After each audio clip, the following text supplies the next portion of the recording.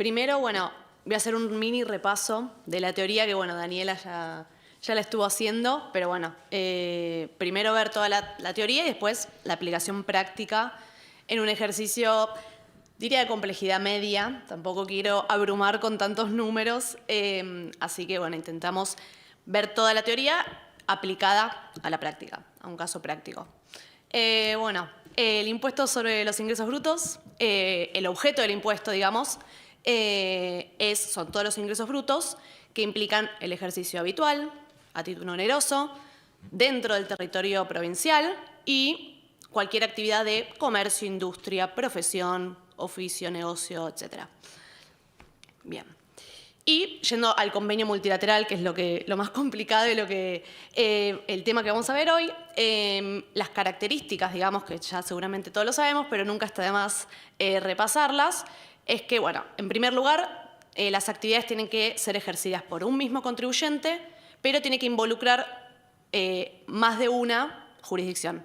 Y aparte, según lo que establece el convenio, los ingresos tienen que provenir de un proceso único económicamente inseparable, ¿sí? Que obviamente por sus características se tienen que atribuir a todas las jurisdicciones. Bien.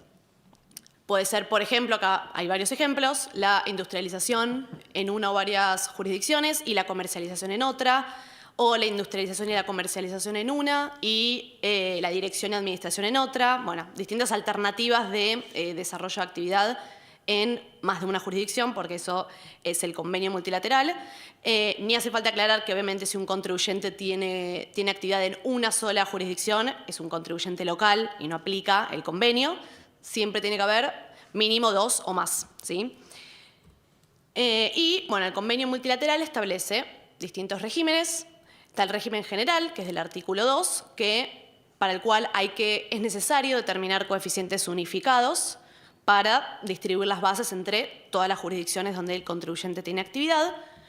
Pero también hay regímenes especiales, que son los establecidos del 6 al 13 del convenio multilateral, donde la norma establece ciertos mecanismos particulares para distribuir las bases imponibles en determinadas actividades, que bueno, ahí los mencioné rápidamente, no voy a ahondar mucho, pero que son la construcción, seguros, entidades financieras, transportes, profesiones liberales, intermediarios, prestamistas, industria agropecuaria.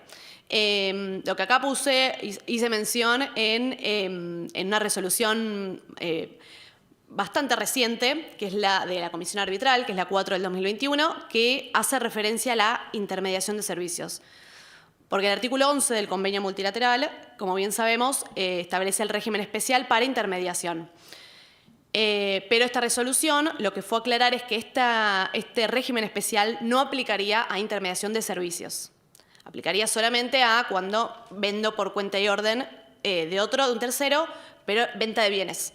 Esto es importante porque hay muchos casos en los que hay intermediación de servicios que siempre estuvo la duda. Si yo soy, por ejemplo, no sé, una agencia de turismo, así como un ejemplo, es una intermediación de servicios. Entonces hubo, hasta que salió esta resolución, la duda de, bueno, ¿se considera como artículo 11 régimen especial o tengo que distribuirlo por el artículo 2? Pero bueno, finalmente esta resolución general, no caso particular, sino general, estableció esto que específicamente aclara que el régimen especial del artículo 11 no incluye intermediación de servicios. Bien. Y, bueno, para la determinación del coeficiente unificado, vamos obviamente al régimen general del artículo 2. ¿Y cómo se determina? Es el 50% en base a los ingresos y el 50% en base a los gastos efectivamente soportados en cada jurisdicción. Entonces, el coeficiente unificado es coeficiente de ingresos más coeficiente de gastos dividido 2. O sea, es el promedio de los dos, en cada una de las jurisdicciones, obviamente. Bien, ahora yendo puntualmente a las formas de distribuir estos ingresos y estos gastos. ¿Cuáles son los ingresos computables según el convenio multilateral? Son todos los ingresos brutos totales, netos de descuentos, bonificaciones, etc. Obviamente esto siempre es que sean admitidos son deducciones, digamos, admitidas por cada uno de los códigos provinciales, pero también se consideran un ingreso computable para la determinación del coeficiente los que son exentos o grabados a tasa cero. O sea que esos ingresos, por más de que en las declaraciones juradas mensuales no generan impuesto, para la determinación del coeficiente sí se deben considerar. Bien. Y, por otro lado, también tenemos los ingresos no computables, que tenemos ingresos no grabados, que estos, obviamente, en las declaraciones juradas mensuales tampoco generan impuesto, y tampoco afectan a la determinación del coeficiente de ingresos, que son venta de bienes de uso, que bueno, ahí también hay algunas jurisdicciones que establecen o en principio no admiten la deducción de la base o no lo desgravan, digamos, entonces se entiende que podrían estar grabados la venta de bienes de uso, pero eso creo que es objeto de otro curso. Por otro lado están los reintegros de gastos, que obviamente tiene ciertos requisitos que tiene que cumplir. Recupero de deudores incobrables, etc. Hay ciertos ingresos que el convenio multilateral los menciona taxativamente. Por otro lado, también están los ingresos de regímenes especiales, los que mencioné anteriormente, del 6 al 13, que estos no se consideran computables porque obviamente en cada una de las actividades se establece un mecanismo particular para distribuir la base, entonces no se debe considerar para la determinación del régimen general. Por otro lado están las exportaciones, tanto de bienes como de servicios, que eso no se debe considerar. Y por último, esto creo que es lo más reciente, que es el valor patrimonial proporcional, famoso BPP, y las diferencias de cambio por tenencia de moneda extranjera. Acá también, tema diferencia de cambio, hubo una discusión, o bueno, era hasta que se zanjó, digamos, con esta resolución, que aplica solamente las diferencias de cambio por tenencia de moneda extranjera. Digamos, son las diferencias de cambio no percibidas, pero por diferencia, digamos, las diferencias de cambio que yo le cobré a un cliente, esas sí se deberían considerar como un ingreso computable. Acá solamente, digamos, se incluyen las que son por tenencia. O sea, tengo una cuenta en dólares, por ejemplo, o cualquier activo o pasivo en dólares y simplemente lo que hice fue revaluarlo al cierre y por tenerlo tengo una ganancia. Esa ganancia no es un ingreso que no se debe considerar computable para determinar el coeficiente. Bien. Y los ingresos, bueno, esto ya Daniela lo anticipó, pero bueno, lo voy a decir rápidamente. Tenemos como tres grandes grupos, digamos. En primer lugar tenemos las ventas de bienes, que, bueno, obviamente tenemos venta entre presentes y venta entre ausentes. Venta entre presentes es, bueno, tiene que ser, hay sustento territorial, es cuando se va a un local, se va a una sucursal, a una agencia a comprar algo. Y en ese caso, el ingreso hay que asignarlo a la jurisdicción donde se realiza esa actividad económica. Y la venta entre ausentes es, bueno, todas las ventas por teléfono, fax, mail, internet, bueno, que ya estuvimos hablando un montón de esto, que es lo más difícil, digamos. Y el ingreso se debe asignar al domicilio del adquirente siempre que el vendedor tenga un gasto en la jurisdicción. Bueno, esto ya lo estuvimos anticipando. Y por último está la prestación de servicios, que también lo mencionamos, que obviamente el ingreso se asigna donde el servicio fue efectivamente prestado, con todas las particularidades que ya vimos, obviamente. Bien, y vamos puntualmente al criterio de imputación de ingresos, que hoy en día estamos aplicando el destino final de los bienes, que bueno, también ya lo mencionó Daniela, pero vamos a refrescarlo, que en principio el destino final es la jurisdicción donde tenemos conocimiento de que el adquirente va a usar económicamente el bien, o lo va a transformar o lo va a comercializar. O sea, es muy importante esto de tener el conocimiento, es lo que hablábamos antes, que obviamente en la medida de lo posible uno no sabe su cliente dónde va. Si, por ejemplo, no sé, tenemos un cliente que sabemos que tiene su fábrica en la provincia de Buenos Aires, pero obviamente después ese cliente, quizás el bien que yo le vendo, lo va a vender en todo el país. Obviamente, mi conocimiento va hasta la fábrica, hasta yo sé que la fábrica está en provincia de Buenos Aires. Pero pueden haber, obviamente, casos en los que no se tenga el conocimiento de cuál es efectivamente el destino final de los bienes. Entonces, bueno, esto como ya lo había dicho Daniela, hay algunas pautas, digamos, que se pueden considerar como destino final o como domicilio del adquirente, en realidad. Que bueno, tenemos en primer lugar las sucursales, agencias u otros establecimientos de radicación permanente. el domicilio donde se desarrolla la actividad principal, el domicilio donde se tiene un depósito o centro de distribución, donde se entregan los bienes, o la sede administrativa. Esas son distintas pautas que se establecen que se puede interpretar para definir el destino final. Bien, y ahora yendo a los gastos. Otra parte que pienso que quizás, no sé si es lo más complicado o no, pero todo es complicado en el convenio multilateral, pero bueno, tenemos los gastos computables, que bueno, son los que ya conocemos todos: sueldos y jornales, honorarios, alquileres, seguros, gasto de rodado, servicios públicos, etc.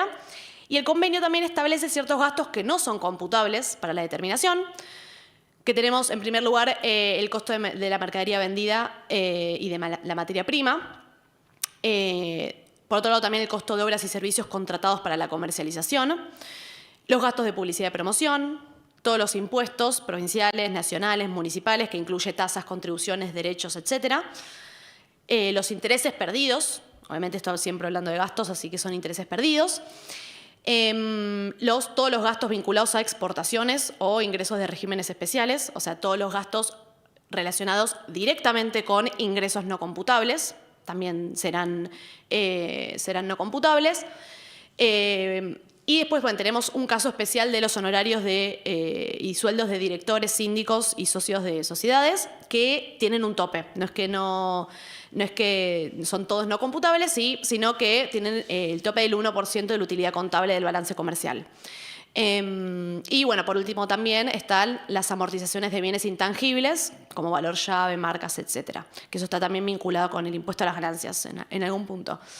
Pero bueno, estos son los gastos que no se deben computar, así como los ingresos de exportaciones. También estos gastos no se deben computar para determinar el coeficiente de gastos.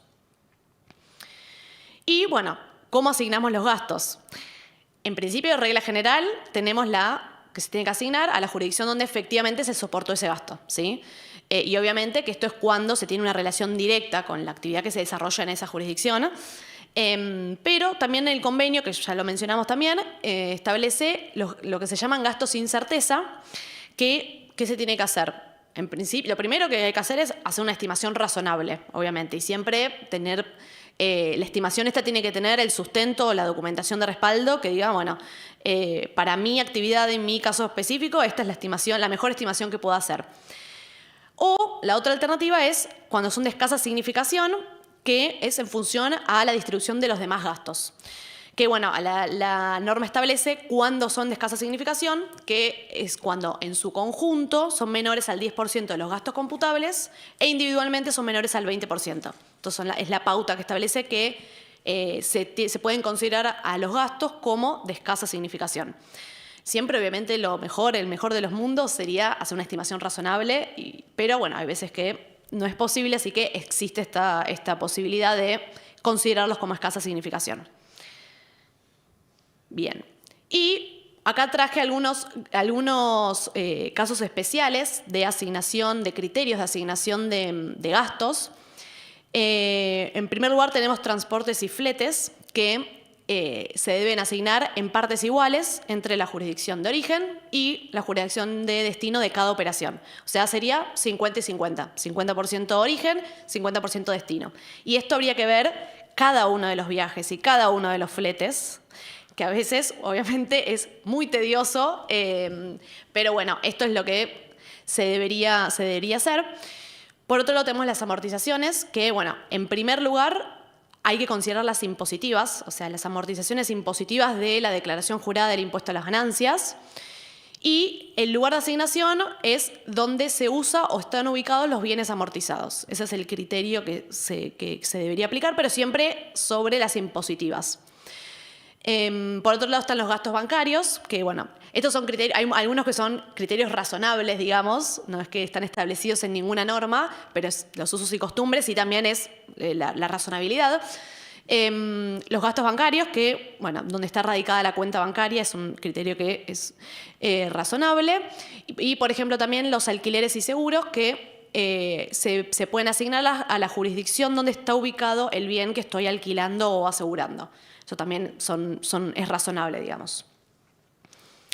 Bien, y estos otros temas a tener en consideración para el armado de la determinación del coeficiente unificado, que en primer lugar, la base del coeficiente para la determinación tiene que ser el último balance cerrado en el año calendario inmediato anterior, o sea, 31 de diciembre, incluyendo el ajuste por inflación contable. Esto es importante. Desde 2018, hablando de diciembre, o sea, los cierres de diciembre de 2018 en adelante, los balances comenzaron a tener ajuste por inflación contable. Entonces, para la determinación del coeficiente, tanto ingresos como gastos, hay que asignarlos ajustados por inflación. Por eso cuando uno le pide al cliente la información, en general lo que hacemos es pedir los ingresos, por ejemplo, ingresos distribuidos por jurisdicción y por mes, para hacer el cálculo correcto, digamos, porque hay que ver, porque puede ser que yo, por ejemplo, a Cava le haya vendido solamente en enero y a Provincia de Buenos Aires en todo el año, entonces obviamente, si bien la asignación va a variar, no puedo hacer una asignación literal del ajuste por inflación contable, sino tengo que ir viendo venta por venta, porque puedo perjudicar o favorecer a alguna jurisdicción. Entonces el impacto tiene que ser correcto. Y bueno, el vencimiento para la presentación del CM05, este año y creo el año pasado también, años anteriores se ha prorrogado, pero creo que desde el año pasado es cuando vence la declaración jurada de ingresos brutos de abril, que es en mayo, que es en un mes. Sí, estamos a 17, casi un mes, más allá de que los coeficientes unificados hay que determinarlos para la declaración jurada de abril. Como bien sabemos, en la declaración jurada de abril se deben incluir los nuevos coeficientes y el ajuste de bases por enero, febrero y marzo de ese mismo año. Pero asimismo, la presentación de la declaración jurada anual este año, por ahora, por el momento, también coincide con es mayo. En otros años se ha prorrogado al 30 de junio, me acuerdo, pero bueno, ya creo que desde el año pasado, no sé si anteriormente también, quedó en mayo. Y traigo a colación también esta resolución, la resolución general de la Comisión Arbitral, la 10 del 2019, que establece que cuando se cuente, lo que dice la norma es que cuando se cuente con la información para determinar el coeficiente unificado antes de abril, se puede o se recomienda, o no me acuerdo de lo que dice exactamente la norma, pero calcular los coeficientes para la declaración jurada de enero y no esperar hasta abril. Obviamente esto, leyendo entre líneas, es si tenemos un cierre, una empresa que tiene cierre contable que no es diciembre, por ejemplo, cierre marzo, que es justo el ejemplo que traje, piensen que el balance, para el vencimiento para presentar el balance es en el 30 de septiembre, si mal no recuerdo. Entonces, obviamente, para la declaración jurada de enero de ingresos brutos que venció en febrero, ya se cuenta con la información, ya hay unos meses previos donde se puede ir preparando. Quizás, por ejemplo, un cierre junio sí es más complicado porque si la declaración jurada de ganancias vence en noviembre, el balance en diciembre, entonces ahí estás medio complicado con los plazos, pero en teoría si se tiene la información es posible presentarlo en enero. Esto ya pasó enero, pero bueno, para tenerlo en cuenta para el próximo año, que si tenemos una empresa que tiene un cierre que no es diciembre y se cuenta con la información para calcular los coeficientes unificados, habría que incluirlos en la declaración jurada de enero y no esperar a abril y hacer el ajuste de bases. Pero bueno, esto era un comentario.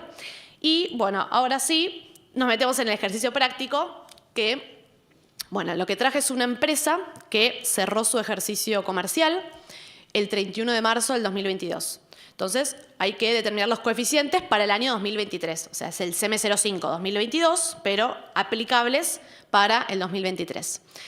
Entonces, esta empresa tiene 3 actividades dadas de alta. La primera es la fabricación de equipos de telefonía y comunicación. La segunda es locación de un inmueble, que está ubicado en Cava. Y la tercera es venta al por mayor en comisión o consignación de mercaderías.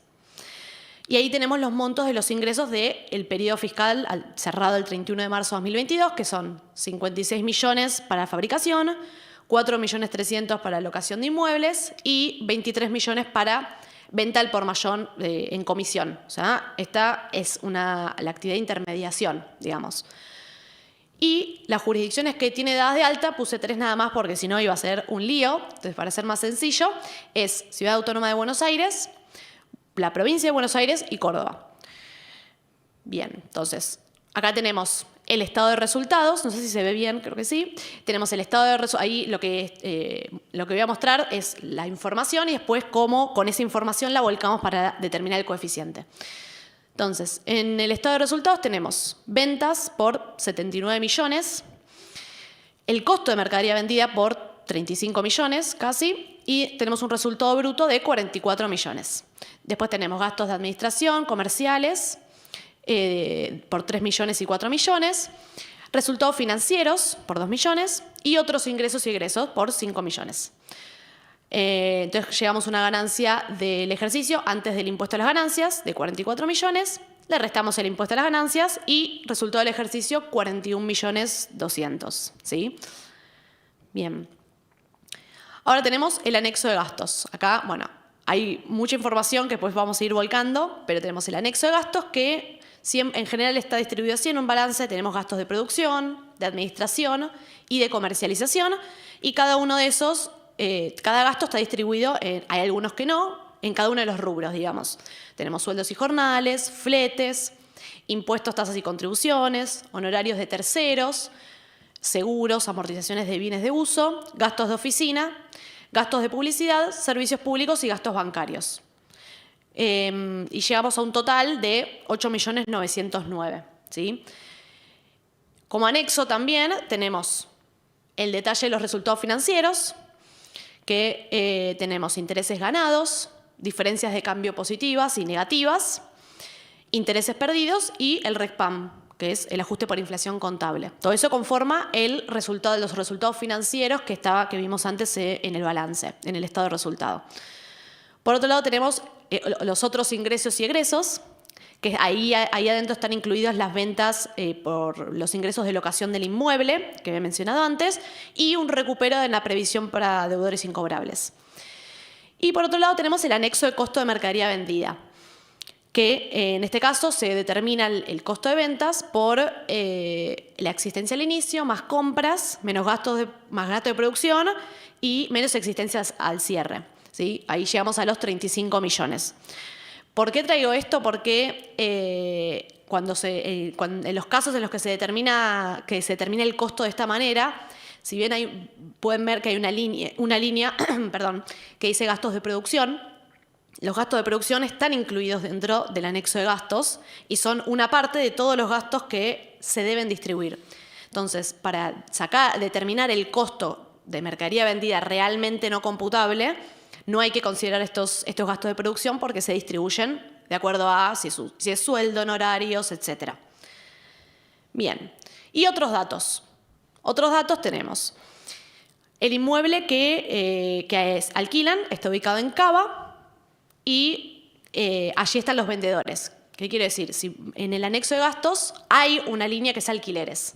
Lo que se está alquilando, lo que la compañía alquila, es un inmueble ubicado en Cava, que es donde están los vendedores de la empresa. Por otro lado, las oficinas administrativas y la fábrica están en Pilar, o sea, en la provincia de Buenos Aires. La cuenta bancaria está radicada en la provincia de Buenos Aires también.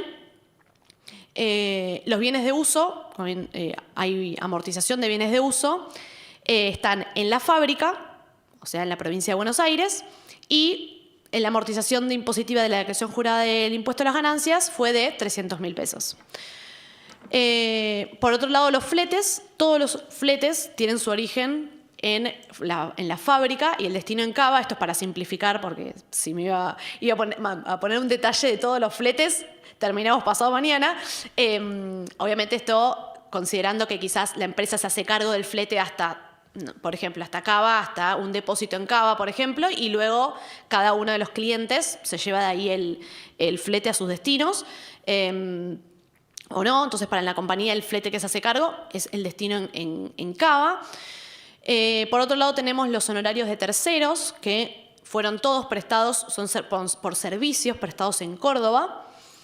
Y por último, el seguro, también hay una línea de seguros que paga la compañía, es por las oficinas administrativas, la fábrica y las oficinas de ventas alquiladas. O sea, es por las dos jurisdicciones, digamos. Tenemos las oficinas administrativas y la fábrica en Buenos Aires y las oficinas comerciales, digamos, de los vendedores en Cava. ¿Sí? Bien, entonces, Con todos estos datos vamos a dar inicio al cálculo del coeficiente unificado. Me olvidé de otros, perdón. Otros datos que no me entraban en la otra pantalla. Tenemos los intereses ganados que fueron cobrados al cliente MMM SA. Ahora vamos a ver por qué doy este dato. Todas las diferencias de cambio negativas son por compra de mercadería. Y por último, al único cliente que se le vende en dólares es NNN SRL. Y por eso todas las diferencias de cambio positivas que están dentro de resultados financieros se deberían asignar a la misma jurisdicción que este cliente, ¿sí? Por eso esta aclaración. Bien, ahora sí. Entonces, ¿qué se le pidió a la empresa? Que nos pase un detalle de todas las ventas del año, fíjense que es abril 2021 a marzo 2022, de la actividad de fabricación. Entonces, nos pasó por cliente, el monto y la jurisdicción. Esto obviamente, la jurisdicción es al destino final de la mercadería y bueno, acá está distribuido por cada uno, esto es el detalle, cada una de las ventas, por mes, por jurisdicción. Entonces, en base a esto, lo que podemos hacer es determinar, fíjense, es tomar el mismo monto, la misma tabla y agregarle dos columnas, la de IPC y la del monto ajustado. Que el IPC obviamente es la inflación que se generó desde la fecha de la venta, en este caso, por ejemplo, abril 2021, hasta el cierre, que es marzo 2022. Y se determina el monto ajustado. Que ese monto ajustado es el que yo voy a considerar para distribuir entre todas las jurisdicciones, no el monto histórico. Que seguramente ese monto ajustado coincide con el balance, obviamente. Siempre se hace el doble check, en este caso coincide, así que se toma la columna de monto ajustado. Entonces, si hago un resumencito, una tabla dinámica ahí pegada directamente del Excel, me estaría dando que los ingresos por la actividad de fabricación tenemos en la provincia de Buenos Aires 19 millones, en Cava 12 millones y en Córdoba 24. Y ahí llegamos a los 56 millones, que son el dato de inicio que vimos de la actividad de fabricación. Bien, eso la parte de ingresos. ¿Y por qué distribuyo solamente la actividad de fabricación?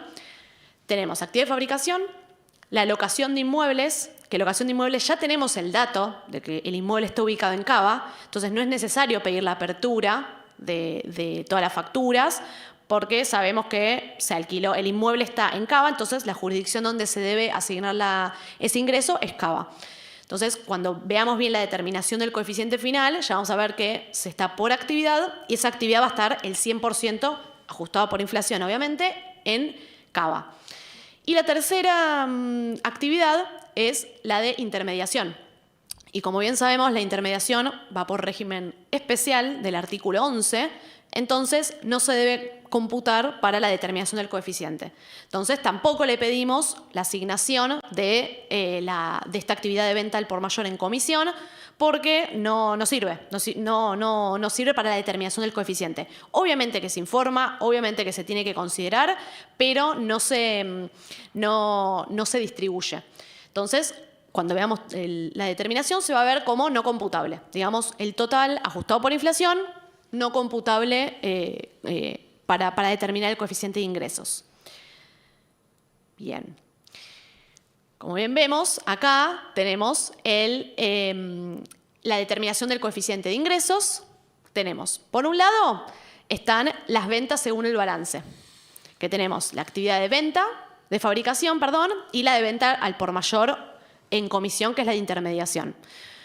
Que como bien ven ahí abajo, yo también lo que hice fue, que lo hacemos en general, es un controlcito para ver que estemos distribuyendo todas las ventas del balance. Entonces tenemos de fabricación los 56 millones, que la distribución es con lo que vimos antes, son los 12 millones a Cava, 19 millones a Buenos Aires y 24 a Córdoba. Y la venta al por mayor en comisión, que está en la columna de no computable, que son los 23 millones. Si yo sumo esos dos, me da 79.572.411,02, que bueno, según el balance es ese mismo número, así que yo el control por lo menos lo tengo que estoy distribuyendo correctamente las ventas. Pero siempre hay que tener en consideración que en el CM05 no solamente se tienen que distribuir las ventas, digamos la línea venta del estado de resultado, sino que ver todo el estado de resultado, más que nada, en este caso, los resultados financieros y otros ingresos. ¿Por qué? Porque seguramente pueden haber ahí ingresos que tienen que ser atribuidos a las jurisdicciones y distribuidos. En este caso puntual, ¿qué tenemos? Tenemos los intereses ganados que se asignan a Córdoba, de acuerdo a los datos, era uno de los datos que habíamos dado, se asigna el 100% a Córdoba. Las diferencias de cambio positivas, que las asignamos el 100% a Cava porque eran del cliente que era NNN SRL, que sus ventas fueron asignadas a Cava porque es donde desarrolla la actividad. Entonces, obviamente, las diferencias de cambio son accesorias, digamos, a la venta principal.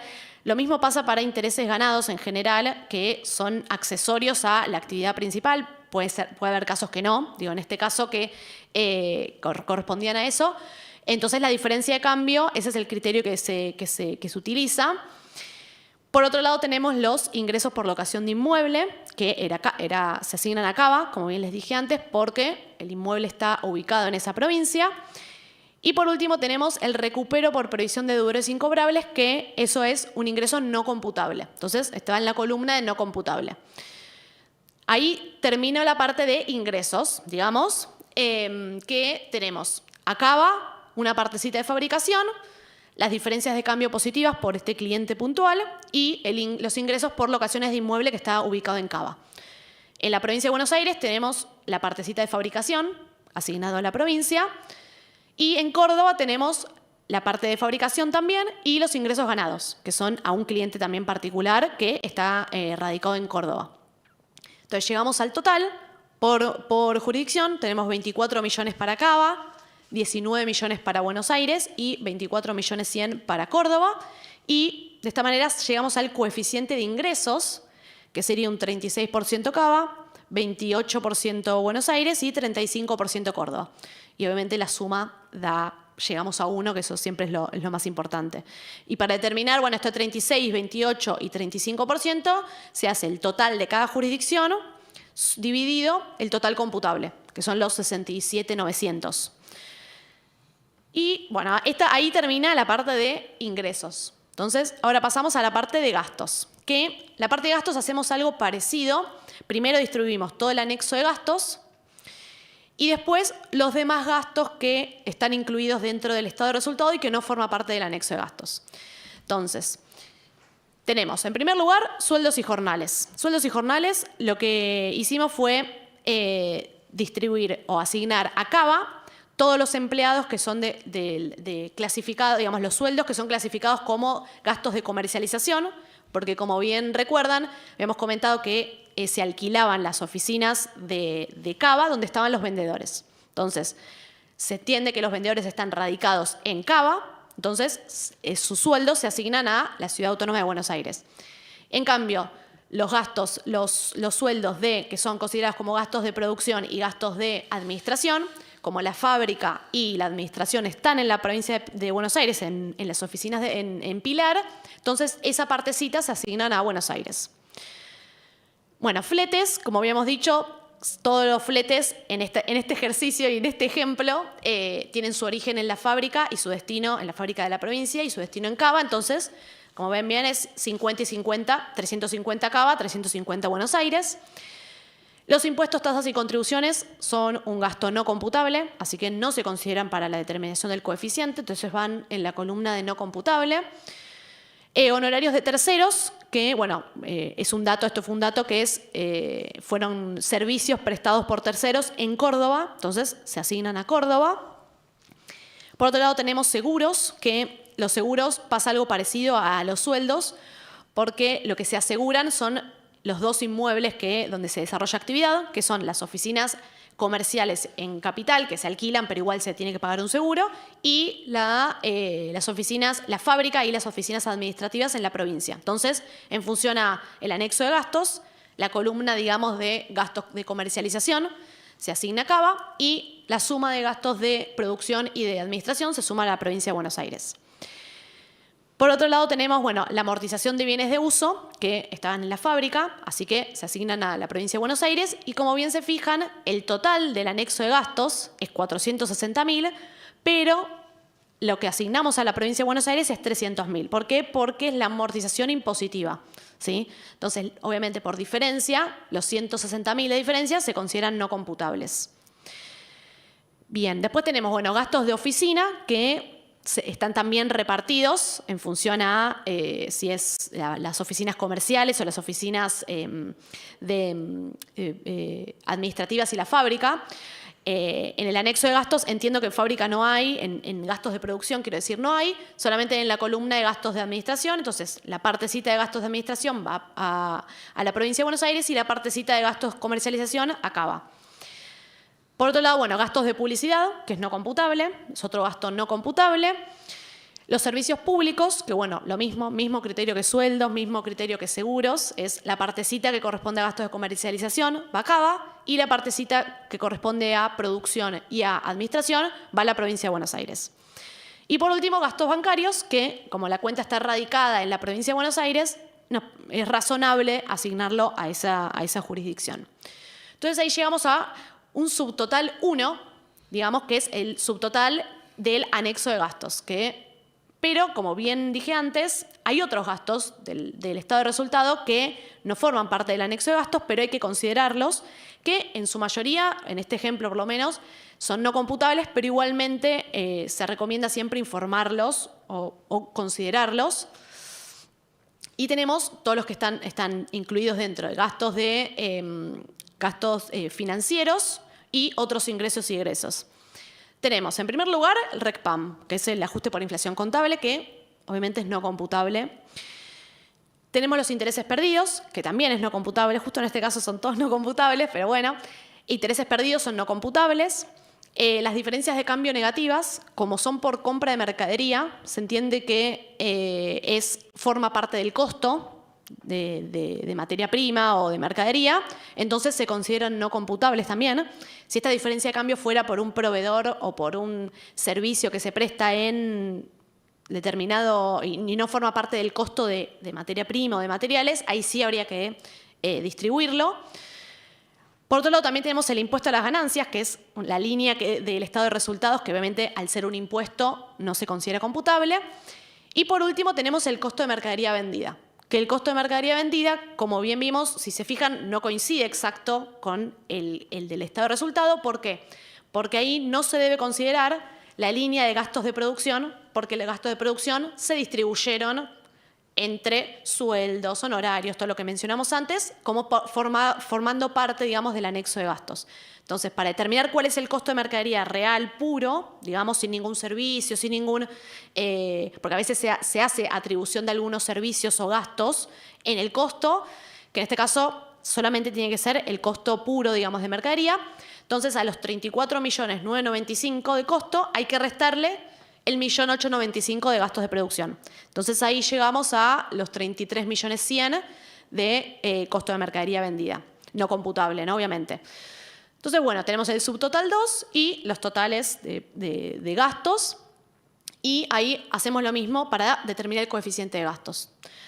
El total de cada jurisdicción dividido el total computable. Que en este caso, bueno, tenemos un coeficiente de gastos de Cava de 29%, a provincia de 53% y a Córdoba del 17%. Entonces, los coeficientes unificados, ¿cómo se determinan? Coeficiente de ingresos más coeficiente de gastos dividido 2. Entonces, llegamos a unos coeficientes unificados de 32% en Cava, 41% en Buenos Aires y 26% en Córdoba. Y siempre lo que hacemos es este controlcito también, que nunca está de más, que es ver los ingresos totales del CM05 menos los gastos totales del CM05 en comparación al resultado del balance. Esto es para controlar que no nos estemos olvidando de nada y que hayamos distribuido todos los gastos e ingresos del balance. Obviamente, en su mayoría, los que no están en el anexo de gastos, los gastos u otros ingresos, capaz son no computables, pero bueno, siempre hay que analizar todo. Esto es un control que nos sirve de ayuda a memoria, digamos, para estar seguros de que estamos distribuyendo todo.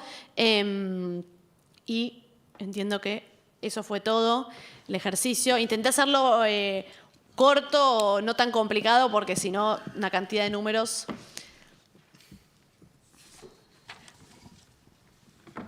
Perfecto, te agradezco mucho, ya te doy la palabra, Miriam, te agradezco mucho la participación.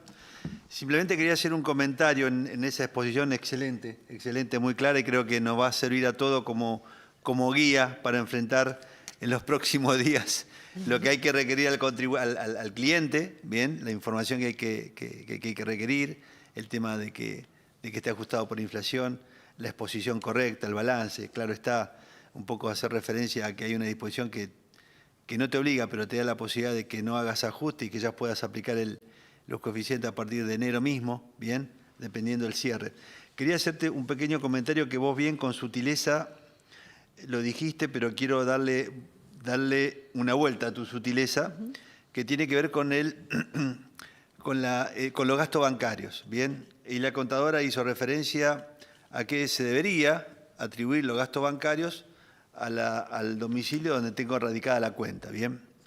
Ese debería, tengamos en cuenta que oportunamente la Comisión Arbitral por resolución quiso establecer como resolución de carácter interpretativa obligatoria lo que acabamos de interpretar en el ejercicio, que los gastos bancarios se tienen que atribuir a donde está radicada la cuenta. Pero dicha resolución fue cuestionada por distintas jurisdicciones, distintas provincias, y dicha resolución fue derogada al próximo día, ¿bien? 24 horas después, esa resolución fue derogada, 24, 48 horas, pero no llegó a ver la semana de vida dicha resolución. Y esto dejó en claro de que ese orden que en principio entendíamos lógico y que fue desordenado por interpretaciones, en particular determinaciones que ha hecho la provincia de Misiones, donde dice que los gastos bancarios los tengo que atribuir a la jurisdicción de donde viene el crédito. Bien, si alguien me hace una transferencia bancaria desde una jurisdicción como es la provincia de Misiones, la transferencia bancaria genera un gasto, bien, genera un gasto al que cobra el dinero, y que ese gasto debería atribuirse a la jurisdicción de la provincia de Misiones, que es de donde vino la transferencia y que generó a posteriori dicho gasto. Bien, estas son resoluciones en casos particulares de la Comisión Arbitral y Plenaria que la dejó firme, bien, y entonces de esta manera le dio sustento a la provincia de Buenos Aires y allanada la pretensión fiscal, porque lo que en definitiva busca la provincia de Misiones está en que la venta, bien, la venta que se paga vía transferencia se asigne a la provincia de Misiones, pero para ello era condición necesaria establecer el sustento territorial, y el sustento territorial se dio de esta manera, en una interpretación de la Comisión Arbitral, en una interpretación de rentas de Misiones, y hablada por la Comisión Arbitral y Plenaria, diciendo que si bien el gasto me lo cobraba el banco que tengo acá enfrente del Consejo, bien, sin dar publicidad a una línea bancaria, ese gasto se tendría que atribuir a la provincia de Misiones. Y esto lo dejó firme la Comisión Arbitral y Plenaria. Luego dijeron, bueno, a ver, pongamos en caja este tema, volvamos al criterio original, aprobemos una resolución, pero esa resolución fue efectivamente derogada. Bien, así que ojo con este gasto bancario, pero lo digo en este sentido. Si el gasto si la ecuación sigue siendo a dónde va el gasto y están involucradas las provincias donde ya soy contribuyente, el ajuste será menor, llegado el caso, porque no iría todo a Cava, sino que podría ser parte a Cava y parte a provincia de Buenos Aires, si hacemos la cuenta fina, bien, de dónde vino la transferencia. Bien, por lo tanto, no será un mal mayor. El problema está en que si la transferencia viene desde una cuenta que está radicada, bien, en una jurisdicción en la cual no soy contribuyente, porque esa transferencia, en los términos como ha interpretado la Comisión Arbitral y Plenaria, dice da sustento, bien, y ahí es donde la cuestión se complica aún más, porque ya no estamos hablando de un ajuste de distribución de gastos, sino que estamos hablando del alta de una jurisdicción, porque se hace la vinculación con el gasto al momento de decir lo soporto acá, pero lo pago acá, pero lo soporto en la jurisdicción de donde viene el dinero. Bien, así que tengamos en cuenta esto, y sobre todo si se tratan, y esto se lo dejo para que ustedes lo estudien, de las jurisdicciones que oportunamente votaron para que se derogue la resolución de la Comisión Arbitral que establecía como ponía en caja este gasto diciendo lo tengo que atribuir a la jurisdicción donde tengo radicadas las cuentas. Estas jurisdicciones, que son 4, están viendo este gasto, bien, porque son la mecánica para efectivamente atraer un contribuyente vía gasto bancario.